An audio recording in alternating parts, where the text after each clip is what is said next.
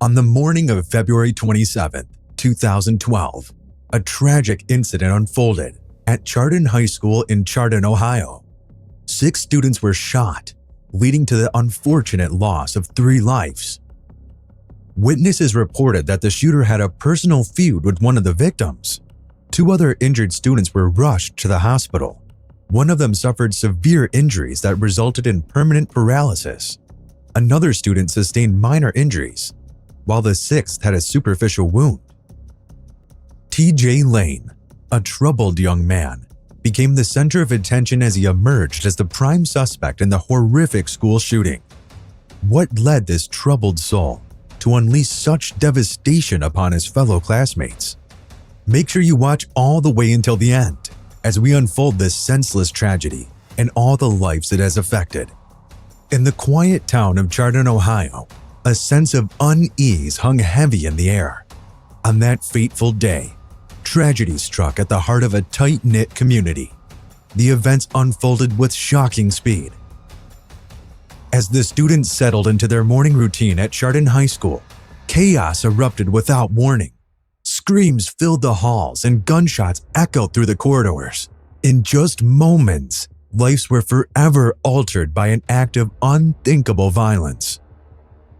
Teacher Joe Ritchie had just started his math class when he heard shots and ordered his students to lock down.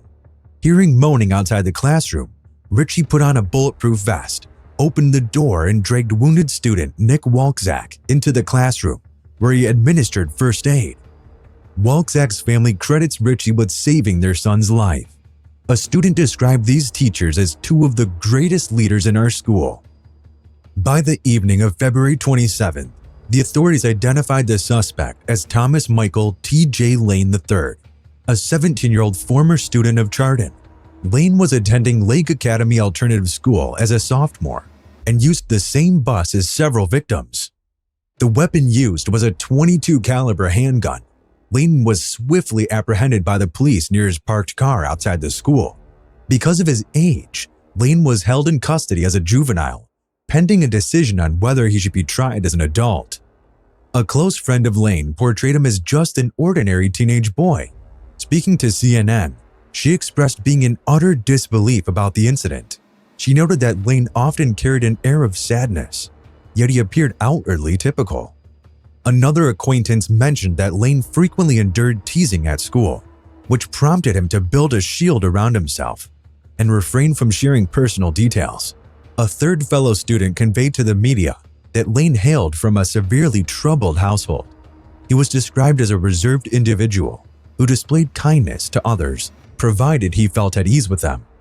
There were rumors that someone had posted a warning about the shooting on Twitter, but this was not confirmed. News sources shared parts of a Facebook profile belonging to a person named T.J. Lane. The profile didn't show a location, but some of the user's friends were from Chardon. A specific post from December 30th, 2011 caught attention because the last line said, "Everyone just die." In a comment on January 20th, 2012, Lane explained that he wrote those words for a school assignment. Contrarily, students at Lake Academy contested claims of Lane being subjected to bullying. They characterized him as amicable and kind, although not particularly chatty. What are your thoughts? Do you think T.J. Lane was bullied and pushed over the edge by his fellow students? Let us know in the comments below, and make sure to like this video and subscribe to this channel if you'd like to see more videos like it. After the shooting, students praised 2 teachers, Frank Hall and Joseph Ritchie, as heroes. Students expressed thanks to them for their courageous actions on Twitter. Hall was said to have charged at the shooter, who was aiming his gun at him. A student said that Hall frequently spoke of caring for his students, which was shown by his actions. In May 2012, following an evaluation of T.J. Lane's mental competence, a judge ruled that Lane was fit to stand trial. Later that month, the decision was made to charge Lane as an adult. February 26, 2013, marked the day when Lane made the decision to plead guilty to the charges brought against him through the indictment.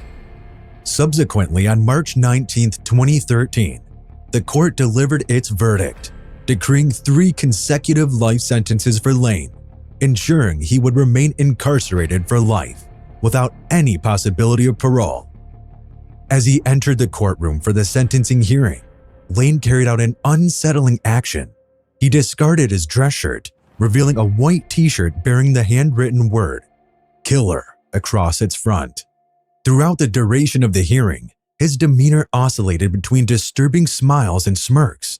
Following the pronouncement of his sentence, Lane directed offensive comments while giving the middle finger at both the families of the victims and the attendees present in the courtroom.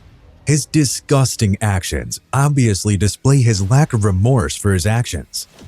In February 2014, the families of the deceased students Nick Walczak initiated a wrongful death lawsuit against Chardon School District and Lake Academy Alternative School in Lake County. The judge dismissed the school district and academy as defendants, retaining only 5 current and former employees of Chardon School District and the high school. The families appealed to the Ohio Supreme Court, but in July 2016, the court declined to hear the case, sending it back to the Lake County Common Pleas Court. Furthermore, legal representatives for the estates of the 3 deceased students filed wrongful death lawsuits at both the federal and state levels against TJ Lane's family. The cases were resolved in May 2014 through a settlement that involved the Lane family agreeing to pay almost $2.7 million. The settlement included claims against Lane's father, maternal grandfather, and paternal uncle, along with their associated insurance companies. On September 11, 2014, Lane, along with 2 older inmates, managed to escape from Allen Correctional Institution in Lima, Ohio. However, their escape was short-lived as Lane was recaptured the following day, and all 3 individuals were transferred to a maximum security prison. Years rolled on, and while the scars left by that tragic day would never fully fade, Chardon began the slow process of healing. The town had learned in the harshest of ways the importance of community, empathy, and the power of collective action. TJ Lane's story remained a haunting reminder of the complexity of the human psyche, the need for greater understanding of mental health, and the shared responsibility to prevent the descent into darkness. Chardon's response to the tragedy became a testament to the resilience of the human spirit, the town's determination to turn pain into purpose, to honor the memory of the victims through positive change, showcase the potential for growth, even in the face of unspeakable darkness.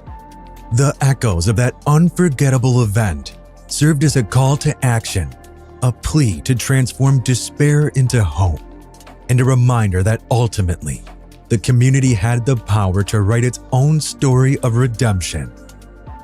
Thank you for joining us on this journey through a story that reflects the depths of human existence.